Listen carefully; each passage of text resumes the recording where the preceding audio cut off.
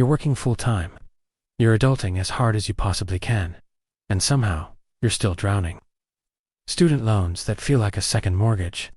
Credit cards you needed just to survive last year. A car payment that will apparently last forever. If that's you, stay with me for 4 minutes, because this one is for you. Here's something nobody talks about enough. Millennials didn't fall into debt because they're bad with money. You entered the workforce during the 2008 collapse. The jobs that were supposed to be there weren't.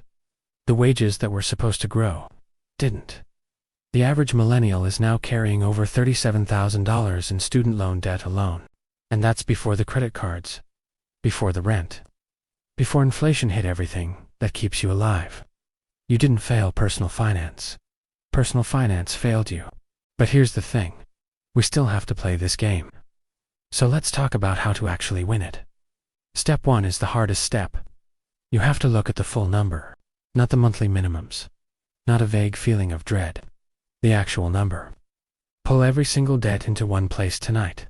Every balance, every interest rate, every minimum payment. A free spreadsheet works. Notion works. Apps like YNAB or Mint work. Then calculate your debt-to-income ratio. Take your total monthly debt payments. Divide by your gross monthly income. If that number is above 43%, you're in the danger zone. Say it out loud. Own it. You can't fight an enemy you can't see. Write it all down. I know it's scary. Do it anyway. Now, step 2. Pick your weapon. There are 2 proven methods, and they both work just for different reasons. The Avalanche method is the math win. You pay minimums on everything. Then you throw every extra dollar at your highest interest debt first. It costs you the least money over time. The numbers love it. The Snowball method is the psychology win. Same idea. Pay minimums on everything. But this time, your extra dollars go at your smallest balance first. You knock it out faster. You feel it. That small win rewires your brain and keeps you going. Neither is wrong. The best method is the one you will actually stick to. One more thing before you pick. Call your creditors. I know, it sounds terrible. Do it anyway. Ask for a hardship rate reduction. It works more than people expect. If you have federal student loans, look into income-driven repayment plans. And if consolidation or refinancing comes up, read the fine print before you sign anything. Now, step 3. Find the fuel. You don't need a second job yet. You need a weekend audit. Go through your subscriptions. The average person has 4 they forgot about. Cancel what you don't need. Post something on Facebook Marketplace or Poshmark this week.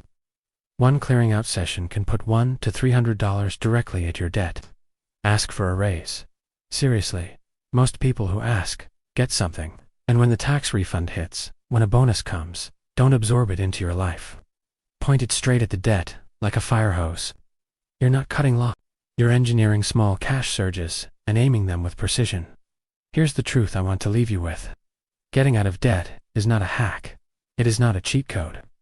It takes time, and it takes decisions made in small, quiet moments when nobody is watching. But every single payment is a vote for your future self. Every one. Pick one thing from this video. Just one, and do it before you sleep. Tonight, the debt tracker, the first phone call. Choosing your method, one thing. Drop in the comments.